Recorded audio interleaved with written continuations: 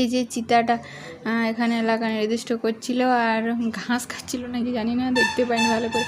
আর এখানটা একটা গন্ডার আছে। তারপরে এদিকটা চলে এলাম, এদিকটা পুরোটা সাপের এলাকা। আর পুরো সাপের জায়গা যেখানটা, ওখানটায় কাঁচ দিয়ে আড়াল করা আছে, না হয় এদিকে মানুষের দিকে চলে আসতে পারে। তো ওদেরকে তো আর ওরকম অন্য প্রাণীদের মতো খাঁচায় বন্দি করে রাখা যাবে না। তো এই যে ওখানটা পাথরের উপরে দেখতে পাচ্ছেন কত বড় একটা সাপ। তো এটা পুরোটাই বিভিন্ন প্রজাতির সাপ। এই যে দেখা যাচ্ছে যে গোল মতো করা আছে, এই যে সব উপরে উপরে লেখা আছে যে কোনখানটায় কী সাপ আছে।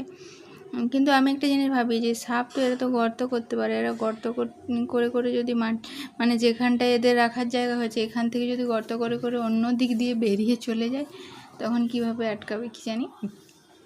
তো সাপগুলো দেখে নিই। আসলে সাপগুলো কাঁচের মধ্যে আছে, আর ওরা তো সব সময় গর্তে টর্তে থাকে, তো সব সময় বাইরে ওদেরকে দেখাও যাচ্ছে না। তো তার মধ্যে যতটুকু দেখা যায়, এবার এসে অতটা বেশি কিছু দেখতে পেলাম না পেলাম কুমিরগুলোকে দেখতে, না কচ্ছপগুলোকে দেখতে পেলাম, হরিণগুলোকেও এখনও দেখতে পাইনি। তো আদৌ দেখতে পাবো কিনা জানি না। আর এখানটায় যে বিভিন্ন প্রজাতির গিরগিটি, এই যে সবুজ সবুজ গিরগিটি। এই সাপগুলোর কাছে যে কুমির আর কচ্ছপের আস্তানাগুলো ছিল, এই যে দেখতে পাচ্ছেন এটার উপরে সাপটা আবার বসে আছে। ওখানে একজন যাচ্ছে, অজগর, এটা মনে হয় অজগর। এই যে এখানটা শিম্পাঞ্জিরা দুজনে দোল খাচ্ছে,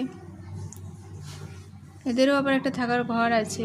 এই যে এখানে জিরাফ, হাতি, এগুলোকে সেরকমভাবে দেখতেই পেলাম না কিছু। এবারটা মনে হয় অনেক পশু নেই এখন, আগের মতো আর অত পশু মনে হয় নেই এখানে। না হয় যখন আমি লাস্ট এসেছিলাম হচ্ছে 20 সালে, তখন অনেক পশুই দেখেছিলাম, এখন অনেক কিছুই নেই। এই যে এখানটার একটা অজগর সাপ না পাইথন কি জানি কি, যারা সাপ চেনে, সাপ বিশেষজ্ঞ, তারা এদের নামগুলো ভালো বলতে পারে। আমি শুধু দেখতে এসেছি যে কত রকমের সাপ।